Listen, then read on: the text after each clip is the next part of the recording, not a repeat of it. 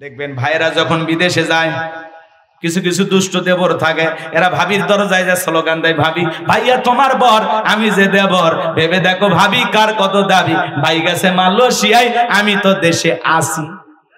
এ কথা কন আছে না নাই? ভাবি তো ডিজিটাল, ভাবি শুনে খুশি হয়ে যায়, বলে তুমি শুধু এই কথা বলো, তোমার ভাই তো কিছুই বলে না। ভাই যদি এদিক খেয়াল করেন, ভাবি যদি নেককার আল্লাহওয়ালা মুত্তাকি হইতো, অন্তরের ভিতরে যদি আল্লাহর ভয় থাকতো, ডেকে বলতো কুল্লিল মুমিনিনা ইয়াগুদ্দু মিন আবসারিহিম, হে দেবর আল্লাহ বলেছেন মুমিন পুরুষের দৃষ্টি থাকবে নিচের দিকে, আমাকে দেখার অধিকার তোর ভাইয়ের আছে, তোর জন্য আমাকে দেখা জায়েজ না। কথা বলেন মা বোন যারা আবার শুনতেছেন, মা দুইটা পুরুষ হইতে 2 কিলোমিটার দূরে থাকবেন, একটা দেবর আর একটা দুলে ভাই, এরা হলো মৃত্যু তুল্য, বিষাক্ত সাপের চাইতেও ভয়ঙ্কর। কথা কন। এবার অনেকের বেজার লাগতেছে, হুজুর এই ওয়াজ করেন না। আজকে আমাদের সংসারগুলোতে অশান্তির মূল কারণ হলো বেশি ফ্রি, বেপরদায় চলাফেরা। কথা কন নাকি আপনারা? ইমামের বউ যদি একদিন বেপরদায় ঘোরাফেরা করে, আর ওর বউ বিউটি পার্লারে সাজ দিয়া রাস্তাঘাটে ঘুরে বেড়ায়, কোনো সমস্যা নেই। মসজিদের সভাপতি ওর বউ বেপরদায় ঘরে, মসজিদের সেক্রেটারি ওর মেয়ে বেপরদায় কলেজে যায়। কথা কন। আর হুজুরক জিজ্ঞাসা করে, হুজুর আপনার স্ত্রী পর্দা করে তো? শয়তান, নিজের ঘরটাও ঠিক করে না। এ কথা কন নাকি আপনারা? 2 বাচ্চার মা, 4 বাচ্চার মা, পরকীয়া প্রেম করে আর একটা ছেলের হাত ধরে পালিয়ে যায়। কথা বলে ঠিক কিনা? যে নারী স্বামী রেখে সন্তান রেখে পরকীয়া প্রেম করে আর একটা পুরুষের হাত ধরে পালিয়ে যায়, ওটা নারী না, ওটা পাষাণী নারী জাতির কলঙ্ক। ও মা, ও বোন, কেমনে পারো মা, কেমনে পারো স্বামী রেখে সন্তান রেখে আর একটা পর পুরুষের হাত ধরতে? কেমনে পারো তুমি? এ কথা বল না কে? রাগ করে? শুধু কি নারীদের দোষ, পুরুষের দোষ নাই? নাই। মনে রাখবেন, আপনি যেই নারীর সাথে পরকীয়া প্রেম করতেছেন, ওইটা কারো না কারো স্ত্রী, কারো না কারো মা, কারো না কারো মেয়ে, কারো না কারো বোন। কথা বলে ঠিক কিনা? হে যুবক, কত নারী আছে গরিব অসহায়, বিয়ে হয় না, যা ওই গরিবের মেয়েকে বিয়ে করো, আল্লাহ খুশি হবে। এরপরে পরকীয়া প্রেম করা যাবে? কয়েকদিন আগে দেখলেন না রংপুরে, স্বামী অফিস থেকে অতি দ্রুত আসতেছে যে আজকে বিবিকে যায় কি দেবে, সারপ্রাইজ দেবে, বিবিকে চমকে দেবে যে আমি তোমাকে কতটা মহাব্বত করি। ফুল নিয়ে, গিফট নিয়ে চলে আসছে বিবিকে খুশি করার জন্য। আইসে দেখে বিবি অন্য আর একটা পুরুষকে নিয়ে, যাক আমি আর বলবো না, পরকীয়া করতেছে। কথা কন ঠিক কিনা? চিন্তা করেন, স্বামীটা পাগল হয়ে গেছে যে কেমনে পারলি, আমি তোর জন্য অফিস থেকে তাড়াতাড়ি আসলাম যে আজকে বিবিকে সারপ্রাইজ দিব, বিবিকে খুশি করব। স্বামী বুক ভরা ভালোবাসা নিয়ে বিবির জন্য গিফট নিয়ে আসতেছে, আর ওই নারী আর একটা পুরুষের সাথে পরকীয়া করতেছে, নোংরামি করতেছে। আমাদের সমাজে এগুলো কম ঘটতেছে না বেশি? আজকে পরকীয়ার অভিশাপে হাজারো পরিবার শেষ হয়ে যাচ্ছে। কথা বলে ঠিক কিনা? আমার সোনার দেশটা খাইলো রে এই পরকীয়া প্রেমে। এটা করোনা ভাইরাসের চাইতে বিশাল বড় ভাইরাস। কথা বলে ঠিক কিনা? এজন্য ভাই, পরকীয়া প্রেম করা যাবে না। যুবক, পরকীয়া প্রেম না করে কত নারী আছে অবিবাহিত, বিয়ে করো। কত স্বামী পরিত্যক্তা বিধবা অসহায় আছে, 2-3টা বাচ্চার মাজা, বিয়ে করো, বাচ্চা সহ বিয়ে করো, আল্লাহ খুশি হবে। কথা ডেকে না? এ হাসে কেন, হাসে কেন? বিধবা নারীকে বিবাহ করতে হবে, তাদের সুন্দর জীবন উপহার দিতে হবে। স্বামী পরিত্যক্তা নারীদেরকে বিবাহ করতে হবে। কথা কয় না, কথা কয় না? বিয়ে করবা না, কিন্তু প্রেম করবা, পরকীয়া প্রেম করবা, চরিত্র নষ্ট করবা। অন্য বউকে নিয়ে হোটেলে ঘুরতে হইতে কয়েকদিন আগে দেখলে না, এক মেয়ে 2 জন এসে স্বামী দাবি করতেছে, বলে আমার বউ, ও বলতেছে আমার বউ। এখন বধূ তুমি কার? কথা কয় না? মেয়ে একটা আর স্বামী দাবি করতেছে কয়জন? 2 জন। এই যে যশোরের ঘটনা কয়েকদিন আগে শুনলেন না? বউ বলতেছে, হ্যাঁ ভাইরাল হয়ে গেছে, বউ স্বামী যাই অরিজিনাল স্বামী বলতেছে চলো তুমি আমার সাথে চলো। এখন ওই পরকীয়া প্রেমিক যে স্বামী, ও বলতেছে এই তুমি আমার সাথে যাবে না, বলে হ্যাঁ তোমার সাথে যাব। নিজের স্বামীকে ভালো লাগে না, হ্যাঁ, একই নারী একসাথে দুইটা স্বামী, বলেন তো সম্পর্কটা বৈধ না বৈধ? এটা হালাল সম্পর্ক না হারাম সম্পর্ক? এগুলো সমাজে কম না বেশি? আপনার স্ত্রীকে কখনো একা বাপের বাড়িতে যেতে দেবেন না। এ কথা কয় না কেন? আপনার স্ত্রীকে একা একা কখনো বাবার বাড়িতে যেতে দেবেন না, আপনি সাথে যাবেন। আপনার স্ত্রী 2 দিন শ্বশুর বাড়িতে থাকলে আপনি আপনার স্ত্রীর সাথে 2 দিন শ্বশুর বাড়িতে থাকবেন।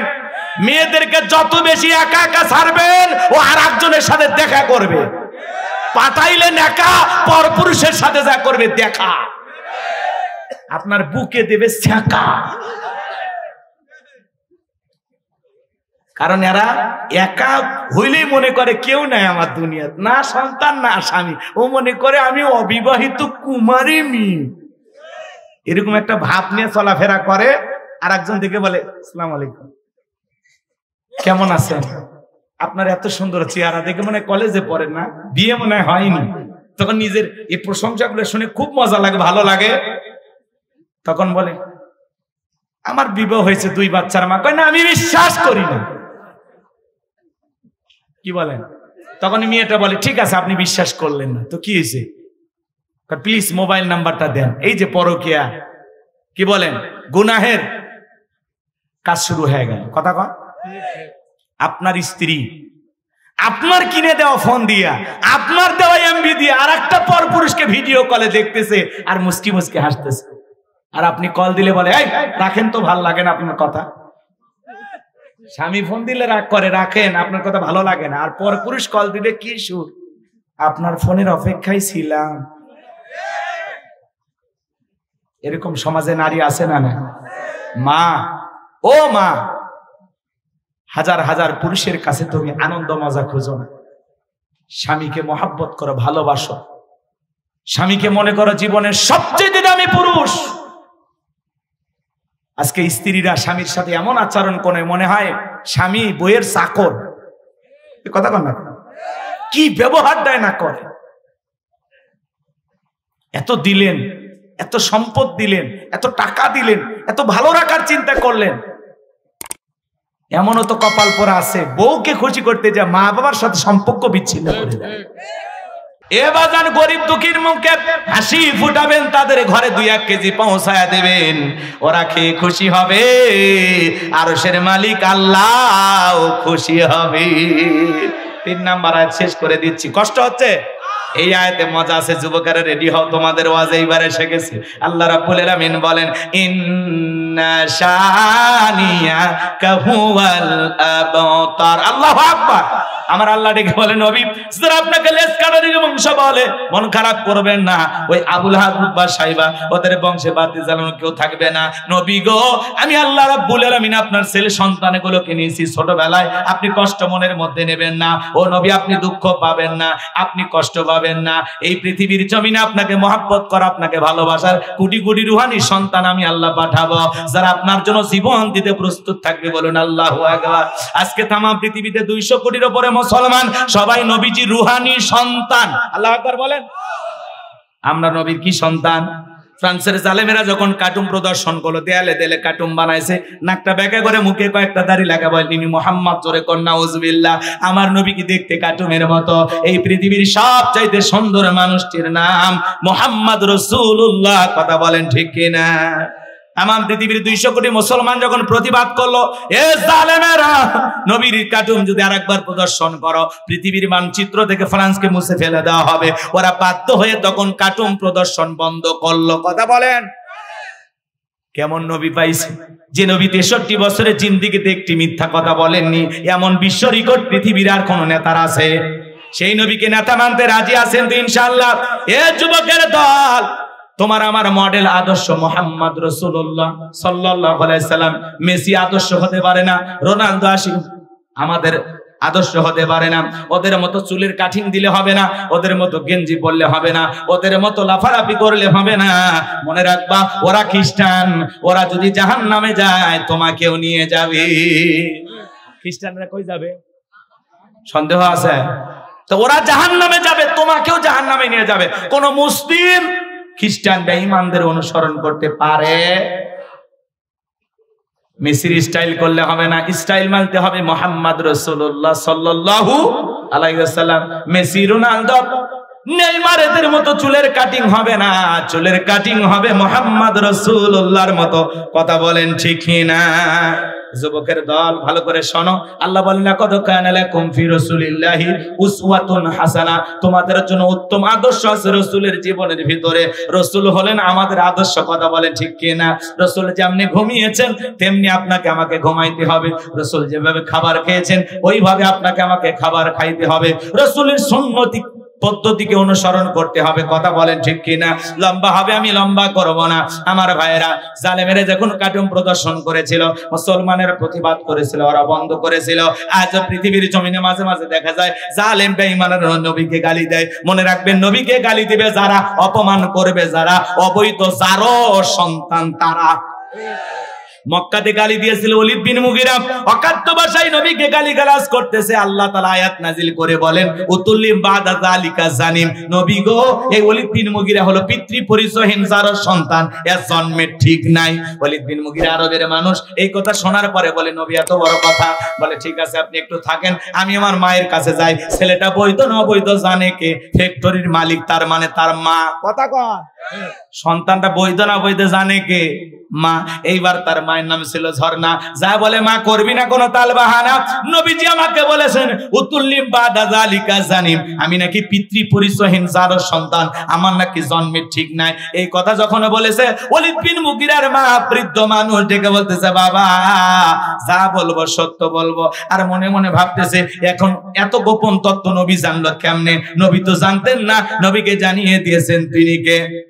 ওলীদ বিন মুগিরার মা বলতেছে বাবা শোন, তোর বাবা ব্যবসা বাণিজ্যের কাজে এতটাই ব্যস্ত থাকতো, তোর বাবা ব্যবসা আসেনি, টাকা আসেনি, কিন্তু তোর মায়ের মন বসে না। সে যে কেন আসে না, কিছু ভালো লাগে না, এবার আসুক, তারে আমি মজা দেখাবো।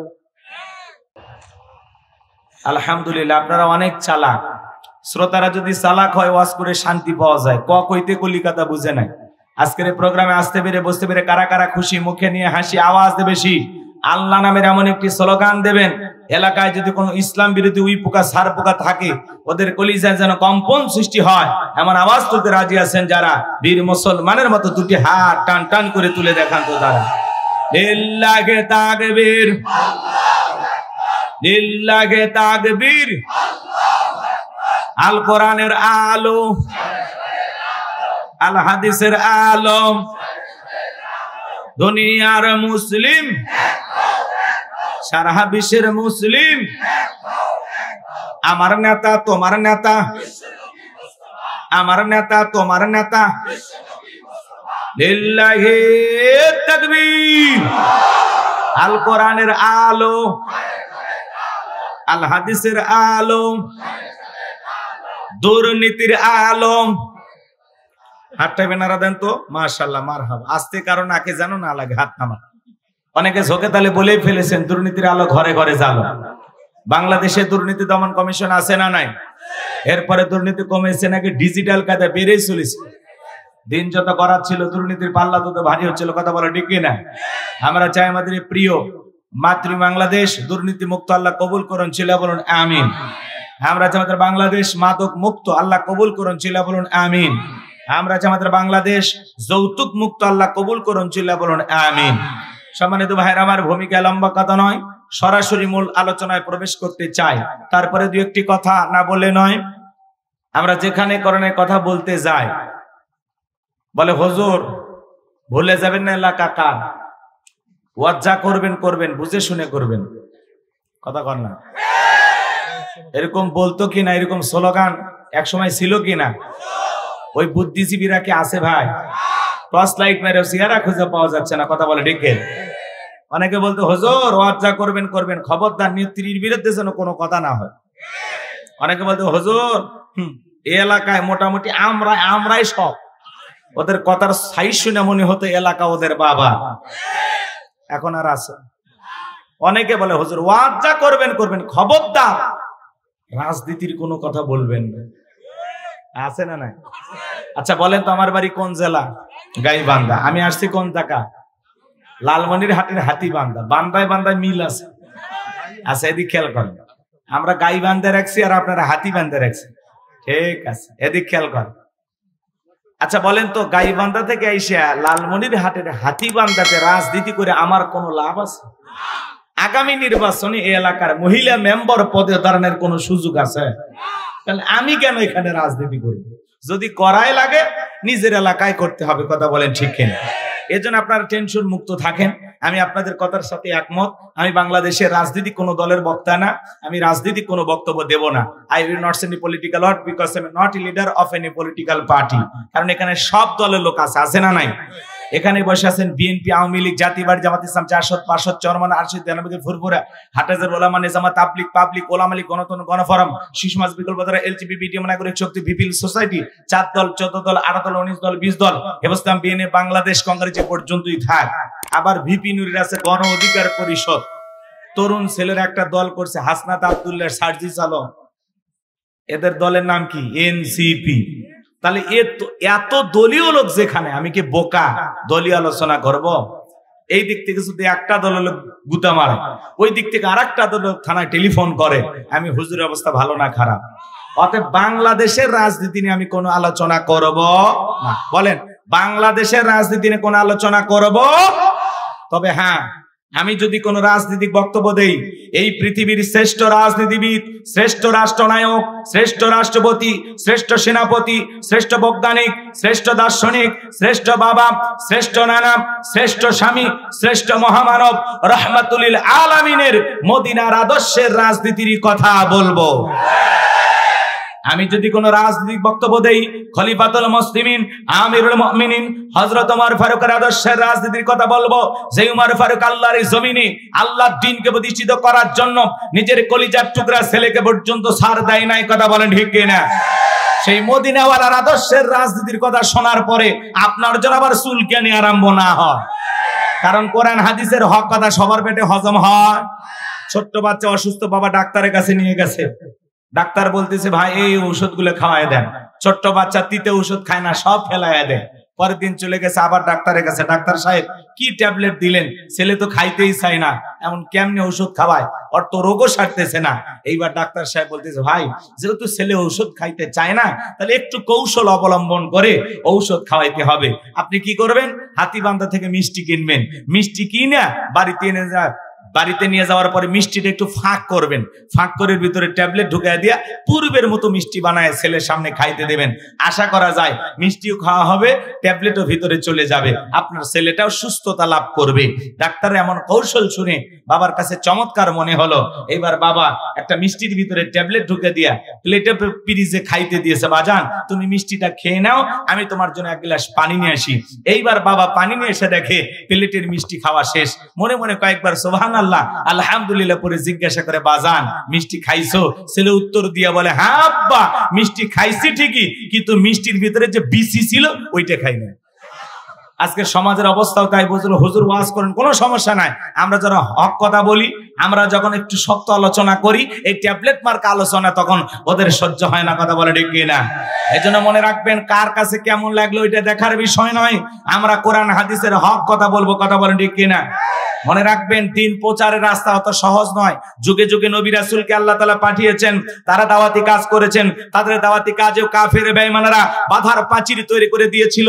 এরপরে আল্লাহর পয়গম্বররা শত বাধার প্রাচীরকে ভেঙে আল্লাহর জমিনে আল্লাহর পথে মানুষকে দাওয়াত দিয়েছেন, কথা বলেন ঠিক কিনা? আপনার আমার প্রিয় নবী কালেমার দাওয়াত দিতে গিয়ে, কোরআনের প্রচার করতে গিয়ে তাইফের ময়দানে রক্তাক্ত হয়েছেন, দান দান মোবারক শহীদ হয়ে গেছেন। সাহাবায়ে ইকরাম দ্বীনকে প্রতিষ্ঠিত করতে গিয়ে মার খেয়েছেন, রক্ত দিয়েছেন। ও বাংলার মুসলমান, এই দেশের স্বাধীনতার জন্য যদি 1971 সালে আপনার আমার পূর্বপুরুষের রক্ত দিতে পারে, 2024 সালে স্বৈরাচার জালেমের পতনের ঘন্টা বাজানোর জন্য এদেশের নারী পুরুষ ছোট্ট শিশু থেকে সবাই যদি রক্ত দিতে পারে, প্রয়োজন যদি হয় আল্লাহর এই জমিনে আল্লাহর দ্বীনকে প্রতিষ্ঠিত করার জন্য, কোরআনের সমাজ কায়েম করার জন্য, যদি কখনো ডাক আসে, প্রয়োজনে বিবির কাছ থেকে বিদায় নে, সন্তানদের কাছ থেকে বিদায় নে, মাথায় কাফনের কাপড় বেঁধে আল্লাহর এই জমিনে আল্লাহর দ্বীনকে প্রতিষ্ঠিত করার জন্য কারা কারা বুকের তাজা রক্ত দিতে রাজি? তুই হাত তুলে আল্লাহকে দেখা।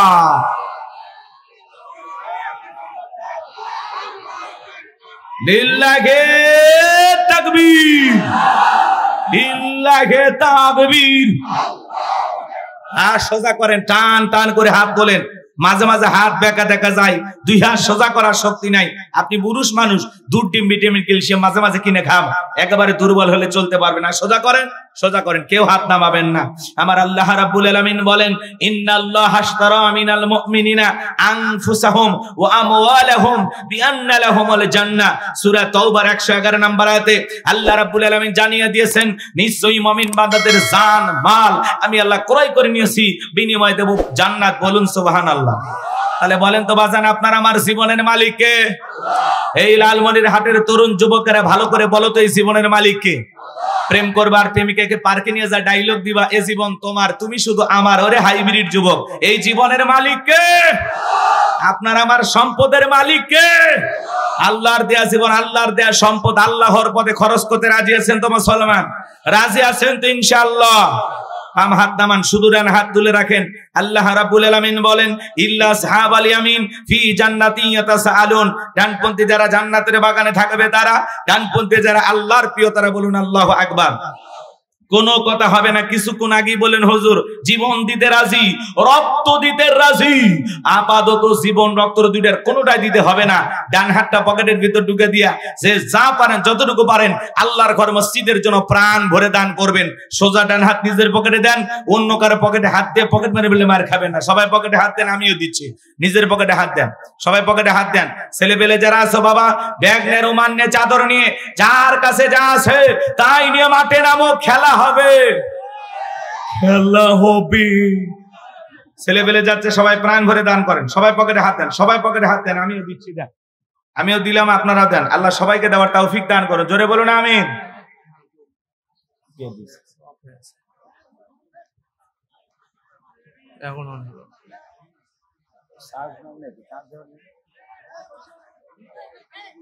ছেলে পেলে যারা আছেন বাবা, ব্যাগ নেন, রুমাল নেন, চাদর নিয়ে তাড়াতাড়ি করে ময়দানের ভিতরে চলে যান।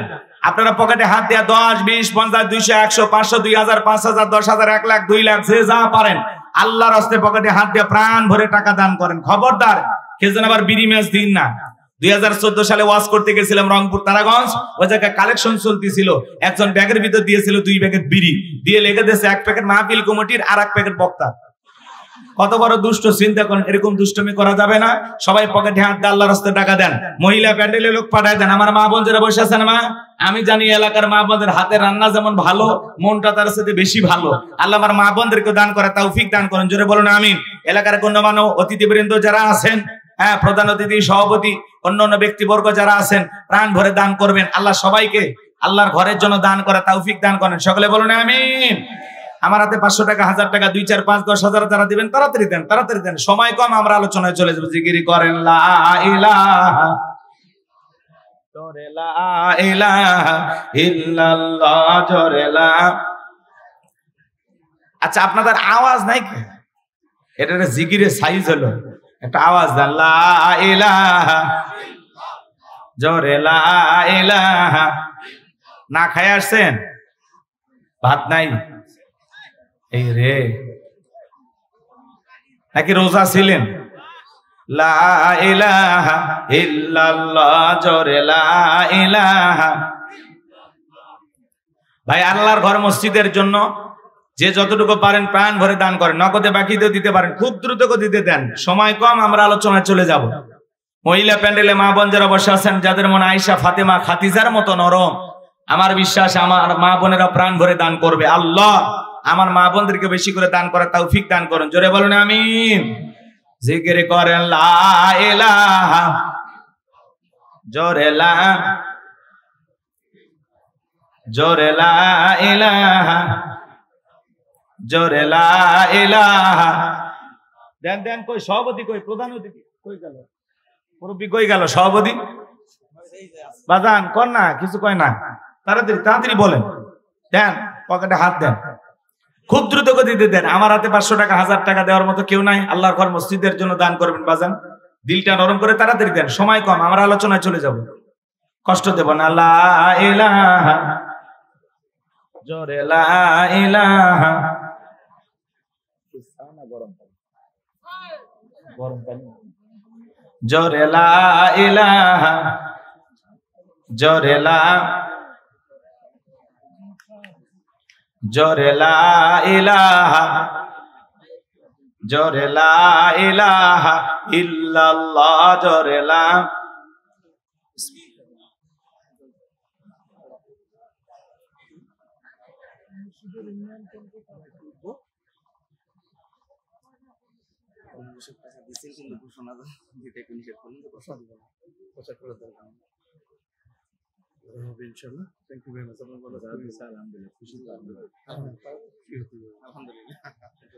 আল্লাহ সন্তুষ্টি অর্জন। জি জি চলে যাবেন। খুবই খুশি হলাম। ভাইয়ের মনের বাসনাগুলো পূরণ করুন। জোরে বলেন আমিন। আরেকটু জোরে বলেন আমিন। উনি গোপনে দিয়েছেন, ইনশাআল্লাহ কর্তৃপক্ষের ভাইরা ওনার উপরে খুশি আছে, আলহামদুলিল্লাহ। আল্লাহ যেন তার দানকে কবুল করেন। জোরে বলেন আমিন। আমাদের চরমনায়ের এমপি পদপ্রার্থী আমাদের প্রিয় ভাই মুফতি মোহাম্মদ ফজলুল করিম, আল্লাহর গোলাম, উনি ৫,০০০ টাকা মসজিদের জন্য দিয়েছেন। জোরে বলেন মারহাবা। আর একটু জোরে বলেন মারহাবা। লিল্লাহি তাকবীর। আল্লাহ তোমার এই গোলামের দান কবুল করো, তার মনের আশাগুলো পূরণ করে দাও। জোরে বলেন আমিন। আমাদের প্রিয় ভাই জননেতা এম শাহিদুজ্জামান, আমাদের প্রিয় ভাই, উনি চলে যাচ্ছেন। মসজিদের জন্য যথেষ্ট আলহামদুলিল্লাহ দান করেছেন। আল্লাহ যেন তার ব্যবসায় বরকত দেন, তার জীবনকে জনগণের সেবা করার জন্য আল্লাহ তাআলা এইভাবে পাশে থেকে আপনাদের কাজ করা তৌফিক দান করেন। জোরে বলেন আমিন। আর একটু জোরে বলেন আমিন। অনেকে দোয়া চেয়েছেন, যে যে আশায় দোয়া চেয়েছেন, আমরা সকলে। আসাদুজ্জামান মফিজুল চেয়ারম্যান পদপ্রার্থী, উনি ২,০০০ টাকা। জোরে কোন মারহাবা। লিল্লাহি তাকবীর। আল্লাহ দান কবুল করো, হায়াত বাড়ায় দাও, জিন্দেগির গুনাহগুলো মাফ করে দাও। জোরে বলেন আমিন। জনগণের সেবা করার জন্য আল্লাহ কবুল করে নেন। জোরে বলেন আমিন। আর কে আছেন? তাড়াতাড়ি দেন, খুব দ্রুত গতিতে দেন, আমরা আলোচনায় চলে যাবো। বাজান ২-৪ বস্তা সিমেন্ট দিতে পারেন, নগদে বাকিতে লিখে দিতে পারেন, হুজুর আমি ১,০০০ দেবো আল্লাহর ঘরের জন্য। বাজান যারা দুনিয়াতে মসজিদ নির্মাণের জন্য টাকা দেয়, আল্লাহ তাদের জন্য জান্নাতি বালাখানা বানায় দিবেন। বলুন সুবহানাল্লাহ। এই মসজিদ যতদিন থাকবে, যতদিন এই মসজিদে নামাজ আদায় করা হবে, আপনি কবরে শুয়ে থেকে আল্লাহর যে বান্দারা সিজদা দিবে, নামাজ আদায় করবে, তার একটা সবের অংশ আল্লাহ তাআলা আপনাদের আমল নামে পৌঁছায় দিবেন। বলুন সুবহানাল্লাহ। আসুন, নামাজের একটা পরিবেশ আপনারা তৈরি করে দেন। আপনাদের দান করে আপনারা কবরে শুয়ে থেকেও সব পাবেন ইনশাআল্লাহ।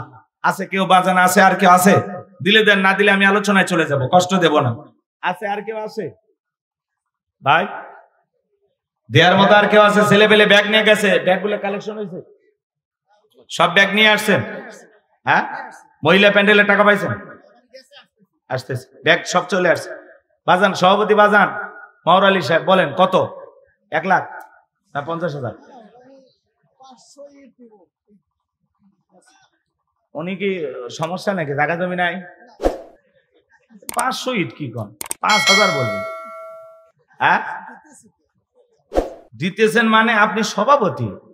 এলাকাত কয়েকদিন মাইকিং হয়েছে, খবর নিছেন? হ্যাঁ, কি বলছে জানেন? কথা কেন? এলাকায় যে মাইকিং হয়েছে, আপনি খবর রাখছেন? উক্ত মাহফিলে সভাপতিত্ব করবেন জনাব মোহাম্মদ মহর আলী, সভাপতি, পূর্ব বিছন্দই পূর্বপাড়া জামে মসজিদ। কি মাইকেন হয়নি? তাহলে মাহফিলেরও সভাপতি, মসজিদেরও সভাপতি, তাই বলে 500 ইট, এটা কি মানা যায়? ডবল সভাপতি। হ্যাঁ, 5,000 ইট। ঠিক বলছেন আপনি, ঠিক বলছেন। সভাপতি হলে এত কম দিলে হয় না।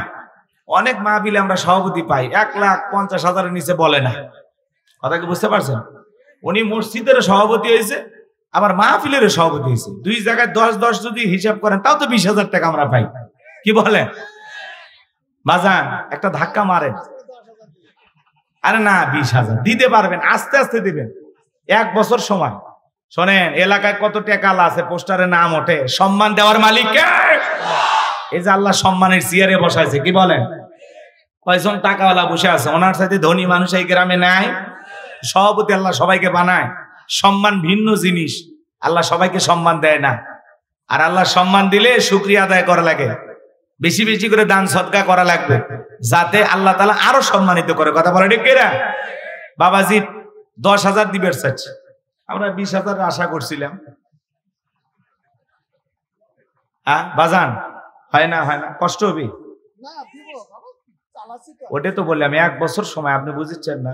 এই 10,000 নাই কালকে দেন, আর বাকি 10,000 1 বছরে দেবেন। এই মোট 20,000 চালাইতেছেন। ও মসজিদ মোটামুটি আপনারাই চালাইতেছেন, আলহামদুলিল্লাহ।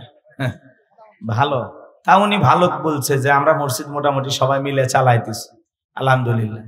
ওই যে পাবনায় একবার ওয়াজ করতে গেছিলাম, একজন করছে হুজুর এইদিকে তাকান, এগুলো সব আমাদের জায়গা জমি, এখানে যা দেখতেছেন সব, এটা আমার চাচার, এটা বাবার, ওটা বড় আব্বার, ওটা বড় ভাই, এইভাবে সব জায়গা নাকি ওদের। আমি খালি তাকাইতেছি আর বলতেছি ভাই সব আপনাদের। বলে হ্যাঁ হুজুর, বিশ্বাস হয় না, দলিল দেখবেন নাকি? না দলিল দেখবো না। তো বলতেছে হুজুর বুঝতে পারছি আপনি কি বলতেছেন, তো চলেন চলেন।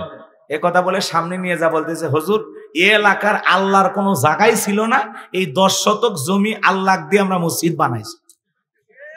কাক জায়গা দিছে? ওই মসজিদের জায়গা কাক দিছে? আচ্ছা বলেন তো এই জমিনের মালিক কে? ও দেওয়ার কে? হ্যাঁ বলেন, ও দেওয়ার কে? আমরা হিসাব করে দেখলে আমরা সবাই ভাড়াটিয়া। আমরা কি কথা কয় না? আপনি যে জায়গা জমি সম্পদের হিসাব করতেছেন এগুলো কি ভাড়া? ভাড়া আপনার দাদার ছিল, বাপের ছিল, এখন আপনার, আপনি মরে গেলে আপনার সন্তানের। এইভাবে হিসাব নিকেশ করে দেখলে আমরা কেউ স্থায়ী নই, সবাই অস্থায়ী। সবাইকে চলে যাওয়া লাগবে, জায়গা জমি সম্পদ বাড়ি ঘর সব রেখে যাওয়া লাগবে। যাই হোক, বাজান 10,000 টাকা দিতে চাইছে আমার ভাই, হাত পাকা মার্কার পদপ্রার্থী, উনি 5,000 দিছে। আলহামদুলিল্লাহ, আল্লাহ কবুল করে। হ্যাঁ, ওনার হাত পাকার বাতাসে যেন পুরো দেশ ঠান্ডা হয়ে যায়, আল্লাহ কবুল করেন। যারা বলেন আমিন। হ্যাঁ, ইসলাম আল্লাহরা এগিয়ে যাক। আর কেউ আছে বাজান? আছে কেউ? এই চেয়ারে একজন বসেন, যে মুনাজাত পর্যন্ত থাকবে। জি জি জি, ভাইয়ের ব্যস্ততা আছে, চলে গেল। আর কেউ আছেন ভাই দেওয়ার মতো? না হলে আমি আলোচনা চলে যাই। ভাই আপনাদের মাঝে কেউ আছে যে হুজুর আমি 1,000 টাকা আল্লাহর ঘরের জন্য দেবো? খুব দ্রুত গতিতে দিলে দেন, না দিলে চলেন, আলোচনায় যাই, কষ্ট দেওয়া যায়। রাত 11টা পার হয়ে গেছে। বলেন কি নাম? আছে কেউ? আছে দেওয়ার মতো কেউ আছে নাকি? নাই নাই, কেউ নাই?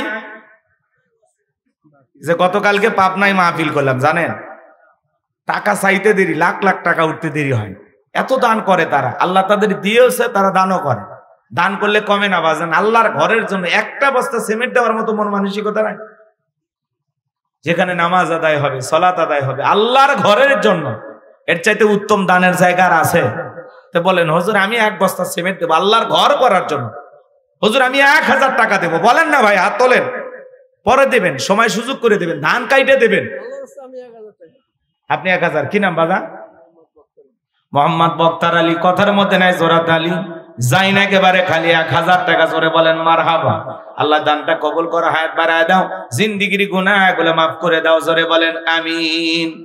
আর কে আছেন দরদের ভাই? হাতটা তুলে বলেন হুজুর আমি দেব। কি নাম? কি নাম? কি নাম? তোলেন না, হাত তোলেন। এতগুলো মানুষের মধ্যে কারো হাত ওঠে না যে হুজুর আমি দেবো। এই যে হাত। কি নাম ভাই? মোতালেব ভাই। কত? 1 বস্তা সিমেন্ট। 5 লোক দেখান গে, বিপদে পড়ে যাবেন, তাহলে তো 5 বস্তা বলে ফেলে দেবেন। আল্লাহ তৌফিক দিলে দেবেন, ঠিক আছে ইনশাআল্লাহ। মোতালেব ভাই উনি 1 বস্তা সিমেন্ট দিয়েছেন, আল্লাহ কবুল করেন। জোরে বলেন আমিন। আর কে আছেন ভাই? হুজুর আমি 5 ওয়াক্ত নামাজকে মহব্বত করে 5 বস্তা সিমেন্ট দেব, এরকম কলিজাওয়ালা একজন মানুষ আপনাদের মাঝে আছে না নাই? হুজুর আমি একাই 5 বস্তা দেবো। লেন হুজুর লেখেন, আমি মুসাফির, আমার আশা পূরণ করে দেবেন, আল্লাহ আপনার জীবনের আশাগুলো পূরণ করে দেবেন। এটা জোরে বলেন না আমিন।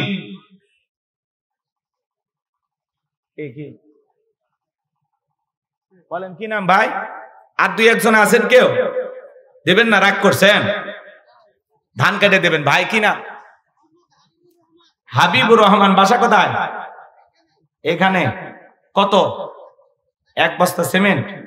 এ হাবিবুর রহমান ভাই করে দেবো। 12টায় শেষ করতে চাইছিলাম, যেহেতু ওইদিকে আধা ঘন্টা চলে গেল এলোমেলো ভাবে, এজন্য খুব বেশি না 12:30 পর্যন্ত আমি আলোচনা করব। কারা কারা থাকবেন না তারা হাত তোলেন, যারা থাকবেন না আপনারা থাকবেন না? যারা থাকবেন না আশেপাশে সাইডে যা দাঁড়ায় থাকেন, মাহফিল থেকে ওঠা বসা করলে তখন খারাপ লাগবে। আর যারা যারা থাকবেন 2 হাত তুলে বলেন ইনশাআল্লাহ। আর একটু জোরে বলেন ইনশাআল্লাহ। আল্লাহ আপনাদের হাতগুলো কবুল করেন, এটা জোরে বলেন আমিন। এই যে হাত তুলে ওয়াদা দিলেন, ওয়াদা ভঙ্গ করা কিসের লক্ষণ? মুনাফিকের লক্ষণ। আমার বিশ্বাস লালমনিরহাটের মাটিতে কোনো মুনাফিকের জায়গা নাই, কথা বলে ঠিক কিনা? আপনারা সবাই মুমিন, এটা আমি বিশ্বাস করি, কথা বলে ঠিক কিনা? যারা দাঁড়িয়ে আছেন দেখি কতক্ষণ দাঁড়ায় থাকতে পারেন, আপনাদের মাজায় শক্তি কেমন, আজকে পরীক্ষা হবে।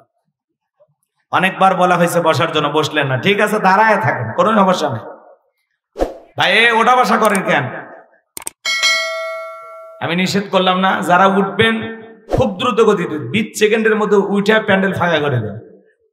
গরম লাগতেছে, অনেকে বলতেছে গরম লাগতেছে, তাই না? কষ্ট হচ্ছে আপনাদের, তাহলে এই প্যান্ডেলের সাইডটা খুলে দেন। হ্যাঁ, এই সাইড, শুধু এই সাইডটা খুলে দেবেন। এ পাশে কি বাড়ি নাকি জঙ্গল আছে? তাহলে ভয় করবে এরা, ফ্যাক খোলার দরকার নেই তাহলে। আচ্ছা ঠিক আছে, ঠিক আছে, যেহেতু এই পাশে জঙ্গল, জঙ্গল থেকে ভয় করেন না? জঙ্গলে মঙ্গল কিসের জন্য? বাতাস। হ্যাঁ ঠিক আছে, আচ্ছা কথা মিলে দিছে না? ঠিক আছে, আর এলোমেলো করা যাবে না। এইবার চলুন আমরা আলোচনা শুরু করি। আমি কথা বলবো, এদিকে খেয়াল করেন। পবিত্র কোরআনুল কারীমের 108 নম্বর সূরা, সূরাটির নাম কি বলেন তো? সকলের মুখস্থ আছেন, একটু জোরে বলেন কি নাম? মোট আয়াত আছে 3টি, রুকু আছে 1টি। বিশ্বনবীর মক্কার জিন্দেগিতে আল্লাহ তাআলা এই সূরাটি নাজিল করেছেন। জবান ছেড়ে সবাই একটু মহব্বতে আমার সঙ্গে তেলাওয়াত করুন। আউযু বিল্লাহি মিনাশ শাইতানির রাজীম। বিসমিল্লাহির রাহমানির রাহিম। বিতাড়িত মোর্দার শয়তানের কাছ থেকে আল্লাহ পাকের কাছে আশ্রয় প্রার্থনা চাচ্ছি। পরম করুণাময় দয়ালু আল্লাহ তাআলার নামে শুরু করছি। ইন্না আ'তাইনাকাল কাউসার ফাসাল্লি লিরাব্বিকা ওয়ানহার ইন্না শানিআকা হুয়াল আবতার। আল্লাহু আকবার। আরেকটু জোরে বলেন। আমি করব ওয়াজ, আপনারা দেবেন আওয়াজ, জবাব দিবেন ঠিক ঠিক, আলোচনা হবে কমপ্লিট। শ্রোতাদের স্পিরিটে বারে বক্তার হিট, আলোচনা হবে জায়গা মতো ফিট। আগে বলতাম কিছু আজ প্যান্ডেলে, কিছু আজ অ্যাঙ্গেলে, এখন আর অ্যাঙ্গেলে না, যা বলবো সব ডাইরেক্ট। অ্যাঙ্গেলে বলার দিন শেষ, ডাইরেক্ট বলার বাংলাদেশ, কথা বলে ঠিক কিনা? এজন্য বীর পুরুষের মতো আওয়াজ দেবেন। মুসলমান কা পুরুষের জাতি না, মুসলমান বীরের জাতি। আওয়াজটা যেন পুরুষের মতো হয়। আপনার কথা শুনে শুনে মনে হয় পুরুষ। পারবেন না ইনশাআল্লাহ? তাকবীর দেন একটা, লিল্লাহে তাকবীর। এরপরে যারা মুখ খোলেনি থাক, এখনো বললাম না, আরেকবার সুযোগ দিলাম, লিল্লাহে তাকবীর। হ্যাঁ, এবার মোটামুটি সবাই খুলছেন। আল্লাহু আকবার বলবেন। আল্লাহু আকবার মানে কে বড়? হাড়ে কোনো সমস্যা থাকলে আল্লাহ তাআলা দূর করে দেবে। একটু বইলেন আমার সাথে একটু আওয়াজ দিয়ে সহযোগিতা করুন, বিশেষ করে যুবক যারা আছে, ভাবে এদিকে তাকাও। তোমাদের জন্য স্পেশাল কিছু আলোচনা মাথার মেমোরিতে সেভ করা আছে, সময় মতো ডাউনলোড দিয়ে শোনায় দেব, একটু অপেক্ষা করা লাগবে। মা বোন যারা বসে আছেন, মা একেবারে নিরাশ হবেন না, আপনাদের জন্য স্পেশাল কিছু আলোচনা হবে ইনশাআল্লাহ। চলেন সম্মানিত ভাইয়েরা আমার, আমি আপনাদের সামনে ছোট্ট একটি সূরা তেলাওয়াত করেছি। এই সূরাটাকে সামনে রেখে আলোচনা করতে চাই, কিন্তু যে কোনো আয়াত বা সূরার তাফসীর করতে হলে কোন প্রেক্ষাপটে কোন সময় আল্লাহ তাআলা সূরাটি নাজিল করেছেন, সেই নাজিলের প্রেক্ষাপট জানা দরকার আছে না নাই? আরবিতে বলা হয় শানি নজুল। যদি শানি নজুল আলোচনা করা হয় তাহলে তাফসীরই বুঝতে সহজ হয়। বলেন আল্লাহু আকবার। তাহলে আল্লাহ রাব্বুল আলামিন তার হাবিবের উপরে কোন প্রেক্ষাপটে কোন সময় সূরা কাউসার নাজিল করেছেন, নাজিলের প্রেক্ষাপট একটু জানা দরকার আছে না নাই? গভীর মনোযোগ দিয়ে কথাগুলো শুনে যাবেন। নবীজির প্রিয় সাহাবী হযরতে আনাস রাদিয়াল্লাহু তাআলা বলেন, নবীজি কাবার হাতিমে হেলান দিয়া বসা, আমি তাকায় দেখি নবীজির মনটা ভীষণ খারাপ, মুখটা মলিন, চোখের কোনা দিয়ে অশ্রু ঝরতেছে। হযরতে আনাস ডেকে বলেন, কিছুটা সময় অতিবাহিত হওয়ার পরে আমি তাকায় দেখি আমার নবীজি মুস্কি মুস্কি হাসতেছেন। বলুন সুবহানাল্লাহ। হযরতে আনাস ডেকে বলেন, নবী গো, এই মাত্র দেখলাম আপনার মনটা খারাপ, মুখটা মলিন, চোখের কোনা দিয়ে অশ্রু ঝরতেছে, আবার কেনই বা আপনি মুস্কি মুস্কি হাসেন, কারণটা কি আমি জানি না। নবী আমার ডেকে বলে, আনাস, আমার মনটা কেন খারাপ তোমরা জানো, কিন্তু আমার মুস্কি হাসি দেওয়ার কারণটা কি তোমরা জানো না? নবী কেন কাঁদেন, কেন হাসেন, এর পিছনেও রহস্য আছে না নাই? লালমনিরহাটের বাবাজিরা গভীর মনোযোগ দিয়ে কথাগুলো শুনে যান। নবীজির কান্না করার কারণ হলো কি? নবীজির ছেলে সন্তানগুলো জন্ম নেয়, একে একে ছেলে সন্তানগুলো মারা যায়। আবুল কাসেম মারা যায়, আবু তাকের মারা যায়, ইব্রাহিম মারা যায়। বলেন তো বাবা হিসাবে নবীর মনে কষ্ট লাগে কিনা? ভালো করে কথাগুলো বোঝার চেষ্টা করবেন। ছেলেগুলো জন্ম নেয় আর কিছুদিন জীবিত থাকার পরে ছেলেগুলো মারা যায়। একটা ছেলে সন্তানও জীবিত থাকে না। অন্যদিকে নবীজির কাছের চাচা নাম হলো আবু লাহাব, ডেকে বলে, ভাতিজা, তোমার বংশে বাতি জ্বালানো কেউ থাকলো না, তুমি একটা লেজ কাটা, তুমি একটা নির্বংশ। জোরে কন্যা নাউযুবিল্লাহ। আপনারাই বলুন, এদিক খেয়াল করেন, আপনারাই বলুন, আল্লাহ না করুক আপনার আমার সন্তান যদি মারা যায়, কাছের আত্মীয় স্বজনদের উচিত বিপদের দিনে সান্ত্বনা দেওয়া। বাবা তুমি সবর করো, ধৈর্য ধারণ করো, জীবন মৃত্যুর মালিক আল্লাহ। আল্লাহ সন্তান দিয়েছে, আল্লাহ নিয়েছে, মন খারাপ করো না। আল্লাহ যদি চায় বছর না ঘটতে আবারও তোমাদের ঘর আলোকিত করে সন্তান দিতে পারেন, তিনি কে? তাহলে কাছের মানুষদের উচিত বিপদের দিনে সান্ত্বনা দেওয়া। কিন্তু নবীর চাচা আবু লাহাব এতটাই খারাপ, ডেকে বলে, ভাতিজা, তুমি একটা লেজ কাটা, তুমি একটা নির্বংশ, তুমি একটা হাত পুরে। জোরে কন্যা নাউযুবিল্লাহ। যদিও রাসূলের 4টা কন্যা সন্তান জীবিত ছিল, কিন্তু ছেলেগুলো মারা যায়। নবীজি মনে মনে কষ্ট পায়, নবীজির ছেলে সন্তানগুলো কেন জীবিত থাকলো না?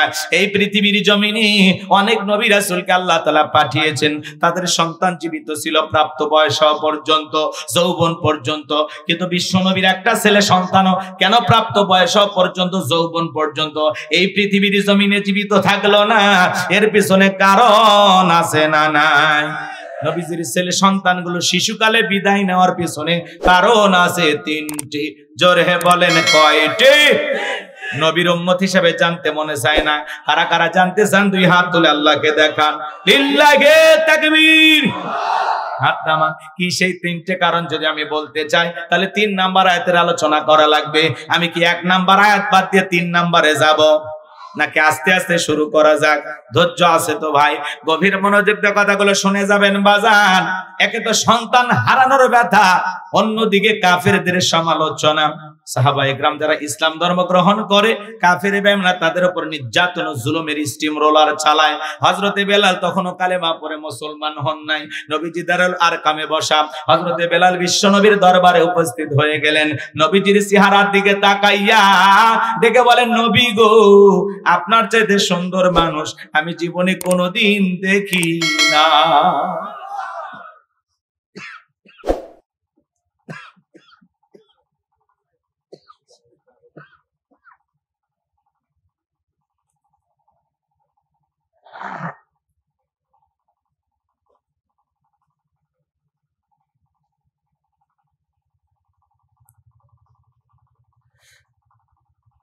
আপনার আমার নবী কতটা সুন্দর ছিলেন জানেন?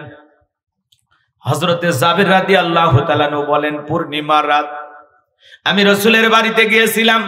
সেদিন দেখেছিলাম চাঁদ উদয় হয়েছে 2টা, একটা চাঁদ আসমানের, একটা চাঁদ জমিনে। হযরতে জাবের ডেকে বলেন, আমি একবার আকাশের পূর্ণিমার চাঁদের দিকে তাকাই, আর একবার বিশ্বনবীর চেহারার দিকে তাকাই। হযরতে জাবের বলেন, ওই আকাশের পূর্ণিমার চাঁদের চাইতেও বিশ্বনবীকে আমার কাছে বেশি সুন্দর মনে হয়। একটু জোরে বলেন না সুবহানাল্লাহ। আপনার আমার নবী কতটা সুন্দর ছিলেন জানেন? আম্মা জান আয়েশা ডেকে বলেন, যারা ইউসুফ নবীর চেহারার দিকে তাকায়া মিশরের নারীরা ফল কাটতে গিয়ে আঙ্গুল কেটে ফেলে দিয়েছিল, ওরা যদি একবার আমার বিশ্ব নবীর চেহারার দিকে তাকাইতো, শুধুমাত্র আঙ্গুল নয়, আঙ্গুল কাটতে কাটতে, হাত কাটতে কাটতে কখন যে নিজের কলিজা কেটে দুফাক করে দিত, মুহূর্তের জন্য টের পাইতো না। আপনার আমার নবী এতটাই সুন্দর, বলুন সুবহানাল্লাহ। আম্মা জান আয়েশা ডেকে বলেন, দুনিয়ার মানুষ, তোমাদের একটা সূর্য আছে, আমি আয়েশার একটা সূর্য আছে। তোমাদের সূর্য উদয় হয় দিনের বেলায়, আর আমি আয়েশার সূর্য উদয় হয় রাতের বেলায়। আম্মা জান আয়েশা একদিন সেলাইয়ের কাজ করতেছিলেন, হাত থেকে সুইটা পড়ে গেল, বাতিতে কোনো তেল ছিল না, বাতি জ্বালাইতে পারলেন না, অপেক্ষায় বসে থাকলেন। বিশ্বনবী যখন এশার সালাত আদায় করার পরে ঘরের ভিতরে প্রবেশ করলেন, সর্বপ্রথম নবীজি ঘরে ঢুকে আম্মা জান আয়েশাকে সালাম দিলেন। নবী ঘরে ঢুকে স্ত্রীকে কি দিলেন? নবীর উম্মত হিসাবে আপনার আমার ঘরে আমলটা চালু থাকার দরকার আছে না নাই? তাহলে বাড়িতে যা বউকে সালাম দিবেন, আসসালামু আলাইকুম রহিমা, কেমন আছো সোনা, ঘরের দরজাটা খোলো না, আমি তোমার লিটনের বাপ, তোমার দিওয়ানা। বউ খুশি হয়ে দরজা খুলে দেবে, কথা বলেন ঠিক কিনা?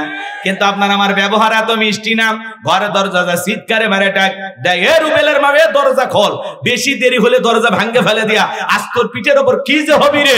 ভিতর থেকে বউ বলে, এটা স্বামী না সেখানে আজরাই। কথা বলেন, কথা বলেন। আমাদের সব রাগ ঘরে দরজায় যায়। খবরদার এরকম খারাপ ব্যবহার করবেন না। বাড়িতে যা বউকে সালাম দিবেন, স্বামী স্ত্রীর মধ্যে সালাম আদান প্রদান হলে আল্লাহর পক্ষ থেকে রহমত নাজিল হয়। আল্লাহু আকবার বলেন। আজকে স্বামী স্ত্রীর মধ্যে মহাব্বত, ভালোবাসা নাই। কথা কন, দাম্পত্য জীবনে খালি অশান্তি। এই যে চাঁদপুরের একটা ঘটনা দেখলাম, আহারে, স্ত্রী পরকীয়া প্রেম করে পালিয়ে গেছে আর একটা পরপুরুষের হাত ধরে, দুইটা সন্তান বাবা বুকে নিয়ে লালন পালন করতেছে, বাবা সন্তানদেরকে বুক দিয়ে আগলায় রাখছে। এইবার ওই স্ত্রীর যে স্বামীর কাছে গিয়েছিল, পরকীয়া প্রেমিকের কাছে গিয়েছিল, কিছুদিন পরে তার সংসারটা ভেঙে গেছে। এইবার কোর্টে মামলা করেছে এই স্বামীর বিরুদ্ধে। এইবার কোর্ট থেকে রায় হয়েছে যে ওই দুইটা সন্তান এই মহিলার কাছে থাকবে।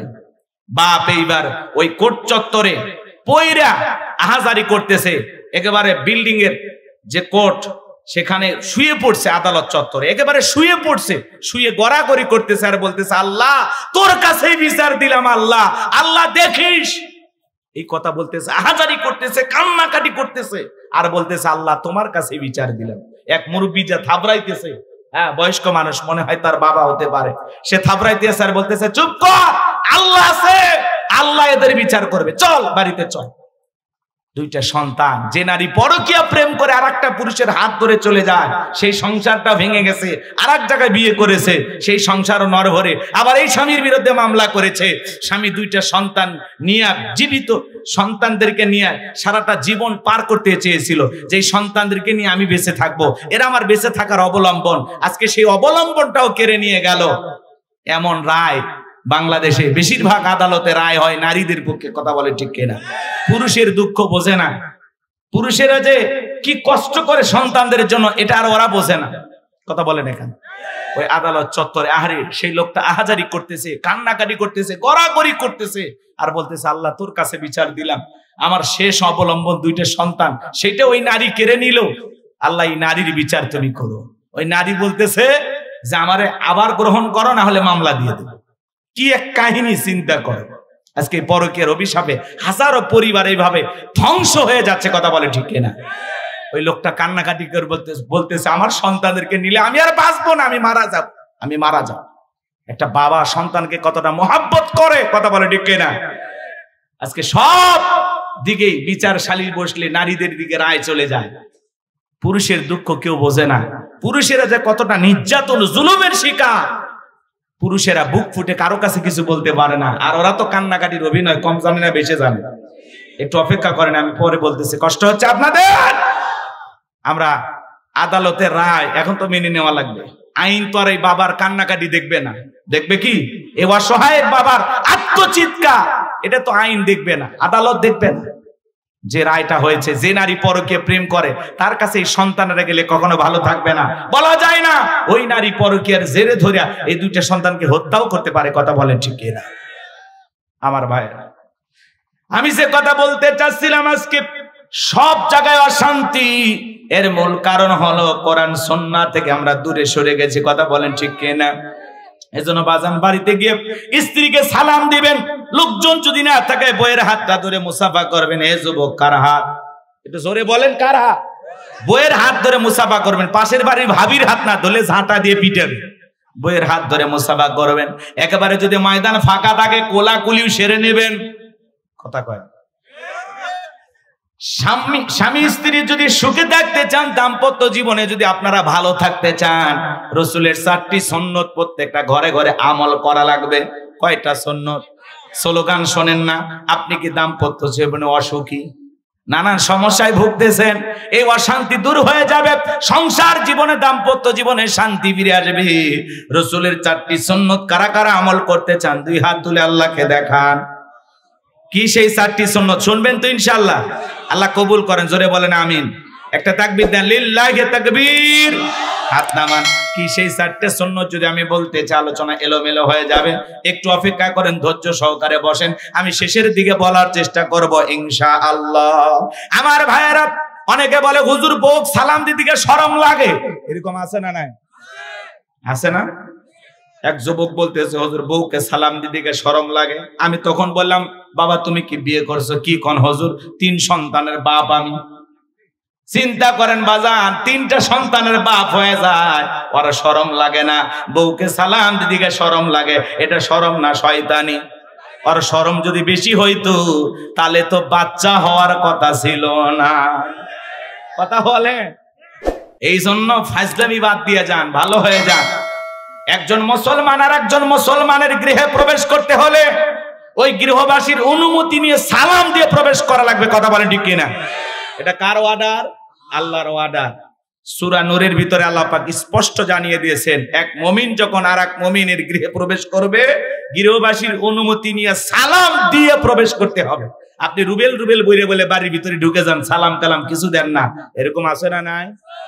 ভালো হয়ে যান, ভালো হয়ে যান। সালাম দিয়ে কারো বাড়িতে গেলে সালাম দিয়ে অনুমতি নিয়ে তারপরে প্রবেশ করবেন। কি মনে থাকবে ইনশাআল্লাহ? একবার সালাম দিলেন জবাব নাই, 2বার সালাম দিলেন জবাব নাই, 3বার সালাম দিলেন জবাব নাই, ওখানে আর থাকারই দরকার নাই, বাড়ি চলে যাবেন। কথা কন? আর মোবাইল থাকলে মোবাইল করে খবর নেন উনি আছে কোথায়। কিন্তু বাড়ির মেন গেটে মেন দরজায় গেলেন, কথা কি বুঝতে পারেন? মূল দরজায়, এই জায়গায় যায় আপনি নক করবেন, সালাম দিবেন। জানালাতেও কিছু কি মারবেন না। অনেকে দেখে দরজা বন্ধ, জানালা বন্ধ, 5 টপকে ভিতরে ঢোকে, এটা করা যাবে না। মূল দরজায় যেতে হবে, সেখানে ডাকতে হবে, ডাকার পরে খুলে দিলে দিল, না দিলে ওখান থেকে চলে যেতে হবে। কথা কয় না? কথা কয়। কিন্তু অনেক দরজায় যায় ডাকলে বাপ রে বাপ, বাড়িতে পুরুষ না থাকলে মহিলা দরজা খুলতে দেরি করে না। যারা আম্মা জান আয়েশাকে গালি দেবে, নবীর পরিবারকে নিয়ে কুরুচিপূর্ণ মন্তব্য করবে, এরা কি? জারর সন্তান। জোরে বলেন কি? কষ্ট হয়?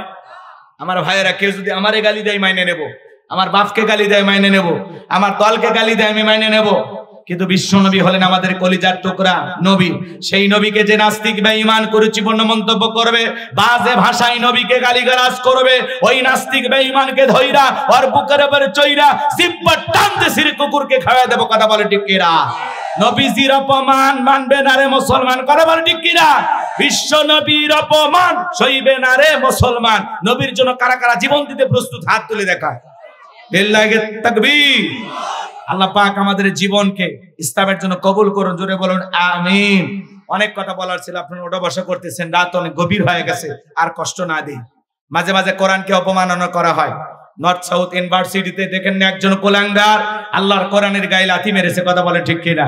আমরা বলতে চাই, যেই বেঈমান নাস্তিক আল্লাহর কোরআনের গায়ে লাথি মেরেছে, ওর পা কেটে ফেলতে হবে। কথা বলে ঠিক কিনা? কোরআনের অপমাননা মেনে নেওয়া হবে।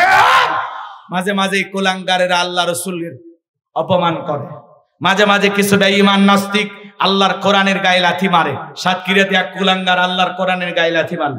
এক মহিলা ফেসবুক লাইভ এসে বলে, আমি যদি কোরআনকে লাথি মারি, ছিঁড়ে ফেলে দিই, কি করবেন আপনারা? মনে রাখবেন, যারা আল্লাহর কোরআনকে এইভাবে লাথি মারতে পারে, অপমান করতে পারে, এরা কখনো মানুষের কাতারে পড়তে পারে না। কথা বলেন ঠিক না? আবার বলা হচ্ছে ওই ছেলেটা নাকি ভারসাম্যহীন, মানসিক পাগল। কোরআনকে লাথি মারার সময় সুস্থ থাকে আর গ্রেফতার করলে পাগল হয়ে যায়। ও বলতেছে আমাকে মাফ করে দাও। এই সমস্ত নাস্তিক বেঈমানদের মাফ করে দেওয়া যাবে? আল্লাহর কোরআনের গায়ে যারা লাথি মারবে ওদের পা কেটে ফেলে দেওয়া হবে। যেই হাত দিয়ে আল্লাহর কোরআনকে অপমাননা করবে, যেই হাত দিয়ে আল্লাহর কোরআনের গায়ে আগুন লাগাবে, ওই হাত কেটে আলাদা করা লাগবে। কোন নাস্তিক বা ঈমানকে আল্লাহর কোরআন নিয়ে অপমান করতে দেওয়া যাবে? আল্লাহ আমাদের হেদায়েত দান করেন, জোরে বলেন আমিন।